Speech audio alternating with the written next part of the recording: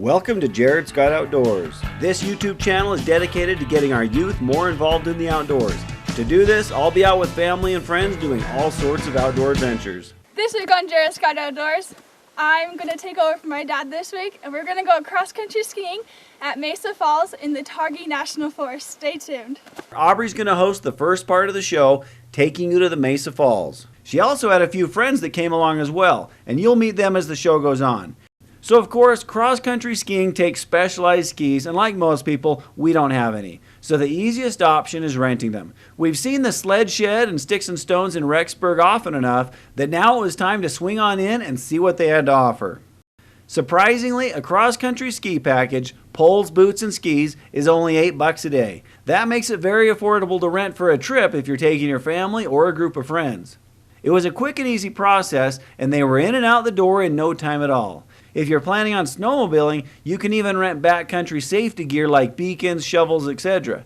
Of course, as the snow season is winding down right now, keep them in mind for mountain bike rentals as well. They also sell gear for climbing, biking, skating, and snow sports. With all their gear in hand from the Sled Shed, now they would make the final plans for the trip, as the goal was to be on the trail at first light the following morning. Getting up earlier than most teenagers like to wake, they met in the wee hours of the morning and were able to make it to Bear Gulch before sunrise.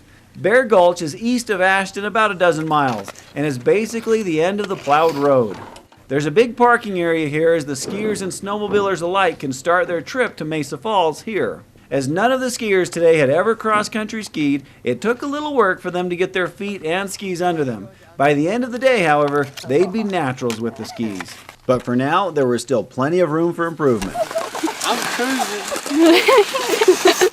So let's meet Aubrey's friends that came with her. First, we've got Logan Pulsifer, who was packing a camera as well, with plans to get some good photos. His younger brother, Dylan Pulsifer, wasn't about to be left behind for this trip. Pace Nelson was game for a fun adventure, and Maya Weber, who's always willing to try something new, was there to show the boys up.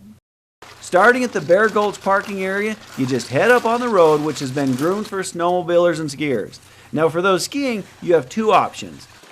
Once to the top of the first hill that gets you out of the gulch, you'll see this sign. It shows the two different trails skiers can take.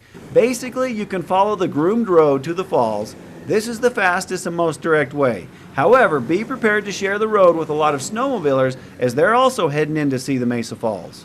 The second option, if you have time, is probably the better for scenic purposes.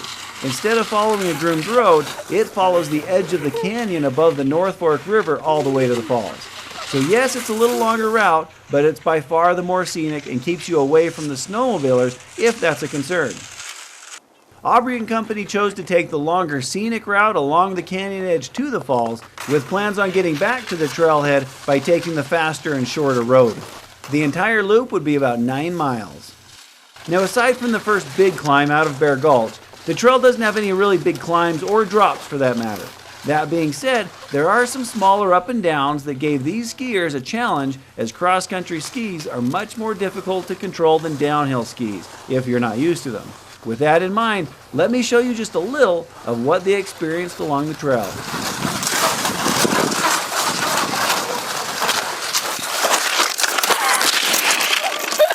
Darn it!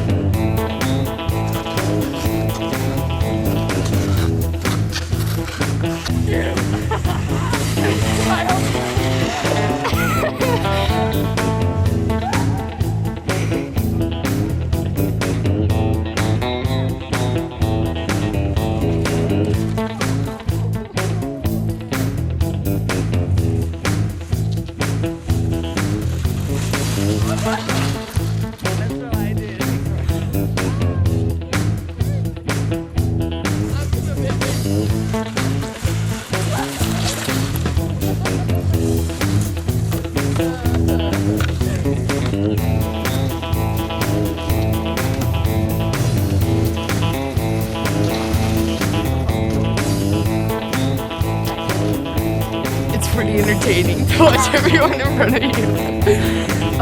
It's a good day. It's a little bit icy, but it's been fun so far. After about 3.5 miles of skiing, the group finally made it to the overlook for the first of the falls.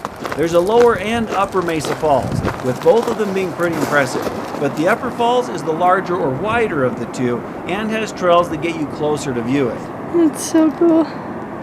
As you can see, while the lower falls is very impressive, the overlook is still quite a ways from the falls.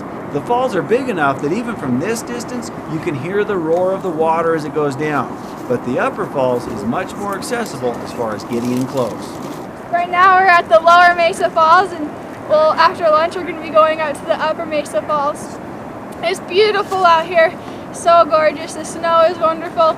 It's a little difficult being my first time. I fall on the downhills like almost every time, but it's fun. It's totally worth it. They enjoyed the view overlooking the lower falls while they finished lunch, and then it was time to head on up to the upper falls. The upper falls are still another 1.5 miles up.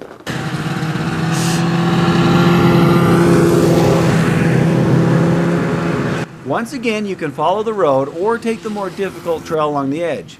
This time the group headed along the road, which allows you to see how many snowmobilers use this route as well. If snowmobiling's your thing, this is a great place to put on your bucket list. The skiers were getting the hang of their skis now and cruising along pretty quickly. Once to the upper Mesa Falls, you'll drop down a little and get to a spot that snowmobilers and skiers have to leave their gear behind and go by foot the rest of the way. This is also where you'll see the cabin that's a visitor center. However, during the winter, the visitor center is closed. But at least you'll know you're in the right spot. The paths and steps that normally make this an easy and safe drop in close to the falls is still the trail used, but now it's covered in feet of snow, with the rails being only about a foot or two above the packed snow.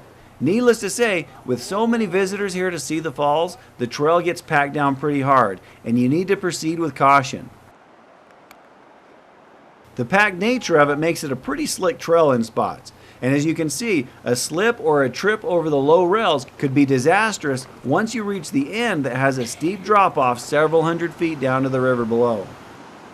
All that aside, the view here is spectacular.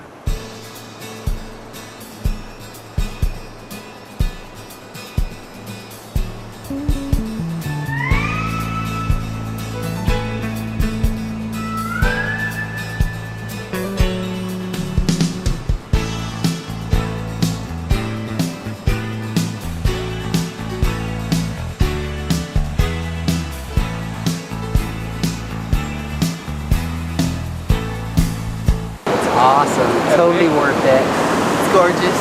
We've made it to the falls. They're very beautiful and gushing water. If you haven't gone to the Mesa Falls, I highly encourage you to put on your bucket list. It's a must-see. With their goal having been reached and the view completely worth the trip, the group headed off back towards the trailhead, having made some great memories with friends. If you liked what you saw, please subscribe to the Jared Scott Outdoors YouTube channel.